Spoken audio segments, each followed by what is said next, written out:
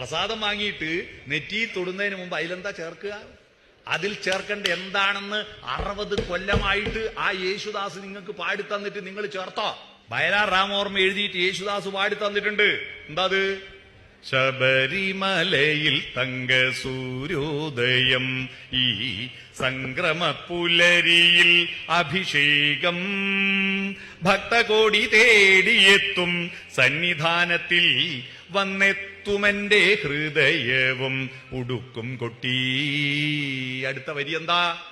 നെഞ്ചിലെ വെളിച്ചത്തിൻ കതിരെടുത്ത് അതിൽ നിൻ പ്രസാദം ചാലിച്ച് നെറ്റിയിലിട്ട്.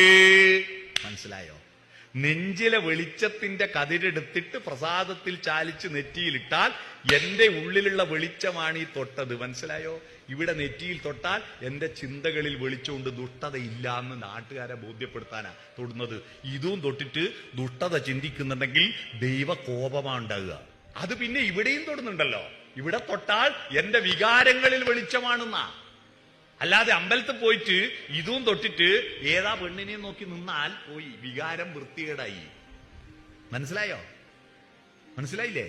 അപ്പൊ ഇത് വികാരങ്ങളിൽ വെളിച്ചമുണ്ടെന്നാ. പിന്നെ ഇവിടെ തൊടുന്നില്ലേ? കണ്ഠത്തിൽ നിന്നാണല്ലോ വാക്കുണ്ടാവുന്നത്. കണ്ഠ്യം, ശബ്ദം ഉത്ഭവിക്കുന്നത് കണ്ഠത്തുനിന്നല്ലേ? ക്ക് എന്ന ഒച്ച വായിലൂടെ പുറത്തു വരുന്നതാണല്ലോ വാക്ക്. വാക്ക് എന്ന വാക്കിന്റെ അർത്ഥം മനസ്സിലായോ? വായിലൂടെ ക്ക് പുറത്തു വരുന്നത് വാക്ക്.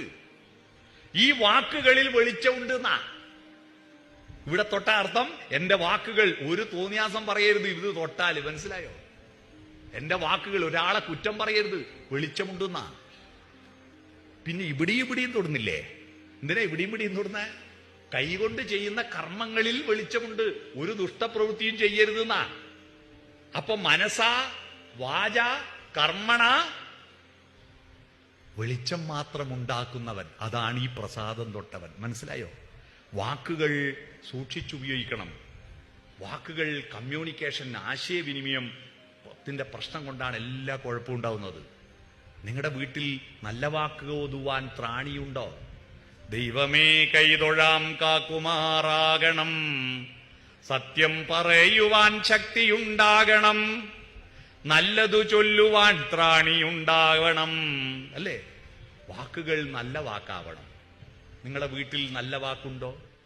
നിങ്ങളുടെ വീട്ടിൽ ടിവിയും മൊബൈൽ ഫോണും എല്ലാം പൂട്ടി ദൂരത്ത് വെച്ചിട്ട് അച്ഛനും അമ്മയും അപ്പൂപ്പനും അമ്മൂമ്മയും കൊച്ചുമക്കളും വട്ടത്തിൽ ഇരുന്ന് നല്ല വർത്തമാനം പറയാറുണ്ടെങ്കിൽ നിങ്ങളുടെ വീട്ടിൽ സംസ്കാരം പുഷ്പിക്കും, പ്രബുദ്ധത.